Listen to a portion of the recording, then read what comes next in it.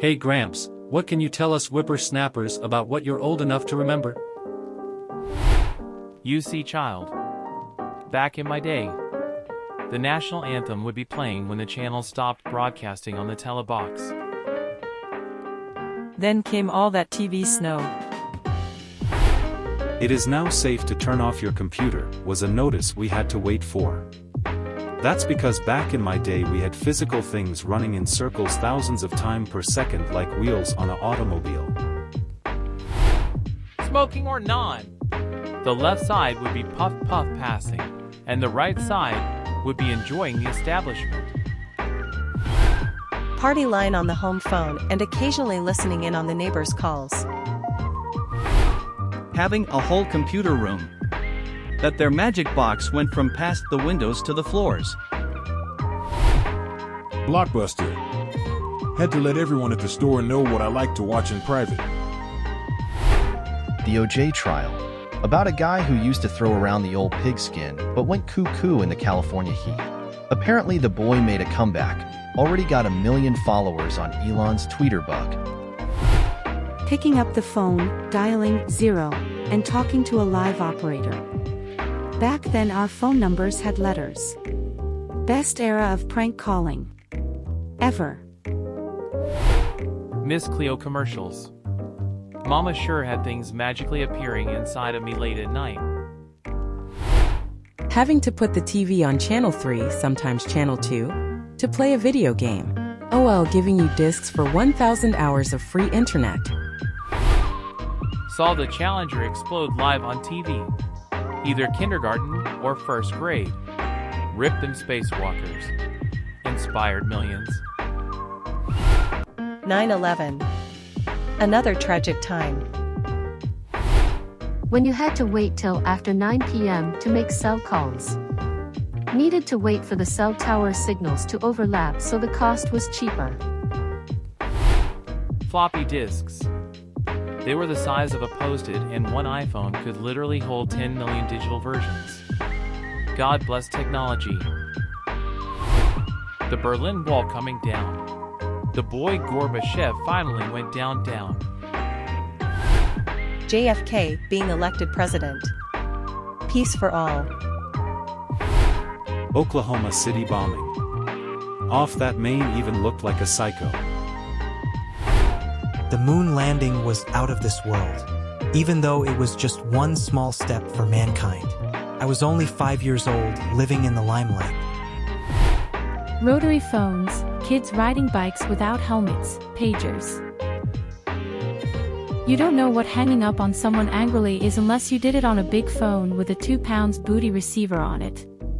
Would shake the whole table or even the wall if it was hung on the side. My sister had a pager, but even I completely forgot about that. Typewriters and phones with like 20-foot wires so you could walk around the kitchen and talk. Hard to dance while cooking though. Ashtrays in restaurants / smoking sections. Ashtrays everywhere. At least 6 in the car. On every coffee table and end table. Randomly placed throughout the mall. Staff rooms in schools. Every elementary school pottery class was basically an ashtray factory, LOL. Everyone was on team Hufflepuff. Seeing Star Wars in the theater. Movies would stay in the theater in a long time since there was no cable or video stores. I saw it around 7 times. Then waiting 3 years for the next one. Not having the answer to everything seconds away. You just wondered. You'd ask people. Call people. Wait till you can get to the library.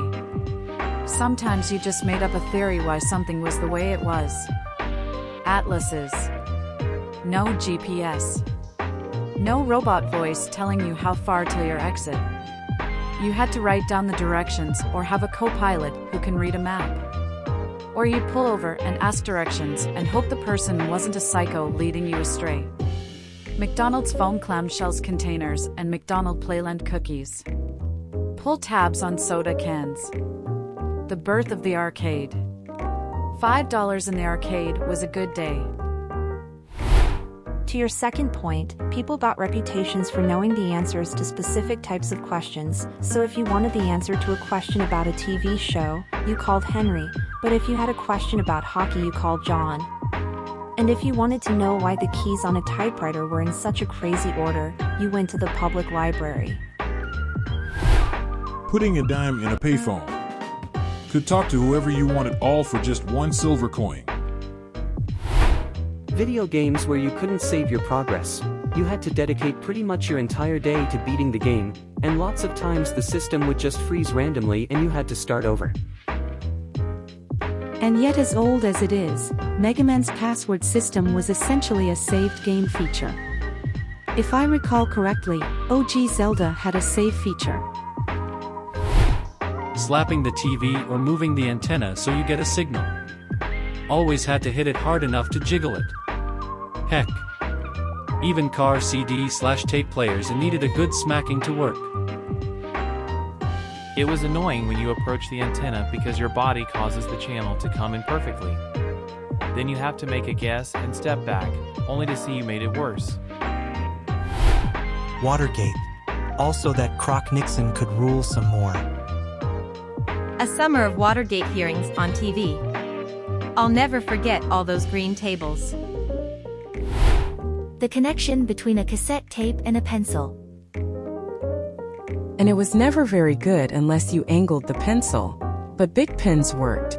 And Japanese pencils are slightly thicker, which is why the Sony Walkman instructions called for a pencil. But remember guys, it's not just about the type of tool though. It's how you work it once you get it in. When Saturday morning cartoons were a weekly ritual. Waking up early to catch your favorite shows was a cherished part of the weekend, complete with a bowl of cereal. Back before it had like 100 grams of cracked sugar in it. Ha ha ha. Don't forget it, you woke up too early. You had to watch weird televangelists asking for donations for their mansions until the cartoons finally came on. Furby. Oh, my little Furby. Ha ha ha. I would hear, "Feed me," at like 2 a.m. That was next level scary. My dad put mine in the basement after multiple times it would come on in the middle of the night in my room and freak me out. They had a light sensor too on them, at least I think so. So it was extra weird to go off randomly in the dark. The time when the internet was a wild frontier.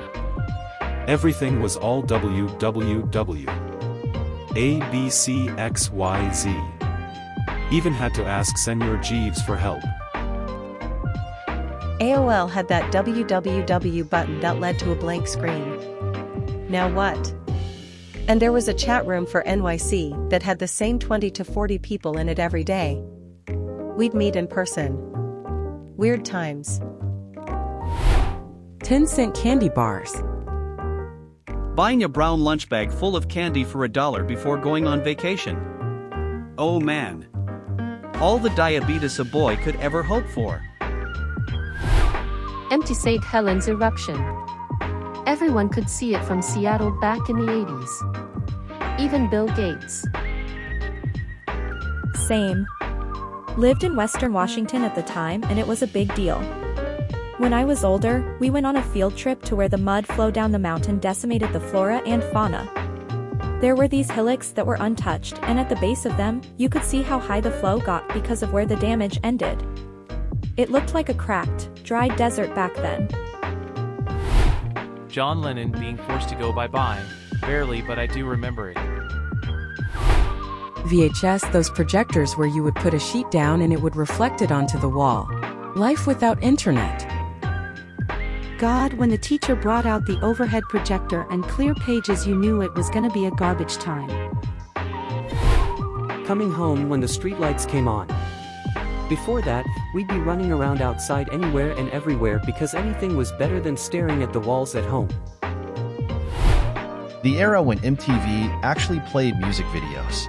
It was the go-to source for discovering new music and artists, and watching world premieres was a big event. That Barbie with the rollerblades that sparked like a lighter. Captain Kangaroo TV show. I remember pulling the knob to turn on the TV, but it didn't come on immediately. It had to warm up. Going to my friend's house after they called me on my landline and invited me over.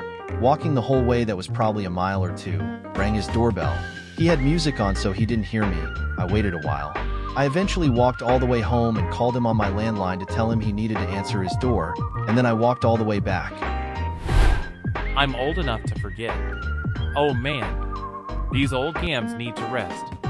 Country roads, take me home.